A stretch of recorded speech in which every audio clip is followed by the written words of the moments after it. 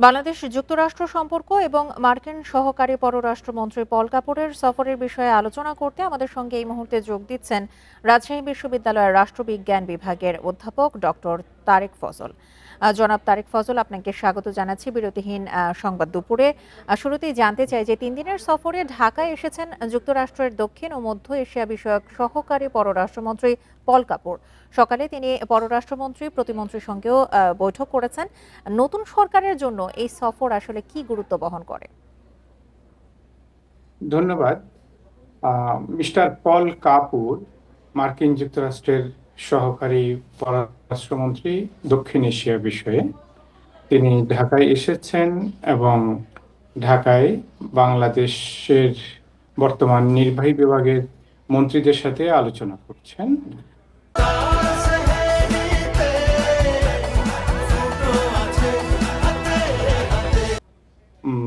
ইতিমধ্যে আমরা আপনাদের নিউজে দেখলাম তিনি বাণিজ্য মন্ত্রীর সাথে কথা বলেছেন।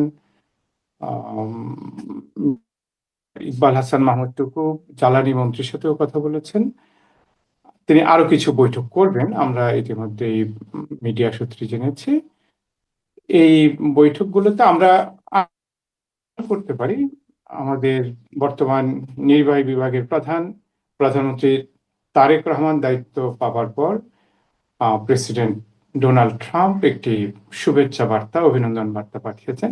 সেই বার্তার মধ্যে আমরা বেশ কিছু প্রসঙ্গ প্রথমবারের মতো আনুষ্ঠানিকভাবে মার্কিন যুক্তরাষ্ট্রের পক্ষ থেকে আমাদেরকে জানানো হয়েছে বলা যেতে পারে। সেখানে তিনি কোন কোন বিষয়ে বাংলাদেশের সাথে মার্কিন যুক্তরাষ্ট্রের সম্পর্ক এগিয়ে যাবে সেগুলো উল্লেখ করেছিলেন। এখন মিস্টার পল কাপুর ঢাকায় এসেছেন। তিনি ঠিক এই সংশ্লিষ্ট রাজনৈতিক কর্তৃপক্ষ মন্ত্রীদের সাথেই কথা বলা শুরু করেছেন। আমরা ইতিমধ্যেই জানি যে বিদায় নেওয়া ইন্টারিম নির্বাহী বিভাগ মার্কিন যুক্তরাষ্ট্রের সাথে একটি চুক্তিতে এগিয়ে গেছেন এবং আমাদের বর্তমান নির্বাহী বিভাগের সদস্যগণ মিস্টার মুক্তাদির চৌধুরী এবং আরো অনেকে বলছেন যে মার্কিন যুক্তরাষ্ট্রের সাথে আমাদের যে সম্পর্ক, বিশেষ করে নতুন ভাবে তৈরি হওয়া বাণিজ্যিক এবং নতুনভাবে যে বাণিজ্যিক সম্পর্ক তৈরির কথা বলছিলেন, এই সরকারের শীর্ষ পর্যায়ে এবং ব্যবসায়ী নেতাদের সঙ্গে তো বৈঠকে বাণিজ্য, বিনিয়োগ, নিরাপত্তা সহযোগিতা এবং ইন্দো প্যাসিফিক অঞ্চলের যে স্বার্থ রয়েছে, নানা বিষয়েই তো আলোচনা হবে। এক্ষেত্রে আপনার কি মনে হয় এই আলোচনার মধ্যে বাংলাদেশের মূল অবস্থান কি হওয়া উচিত?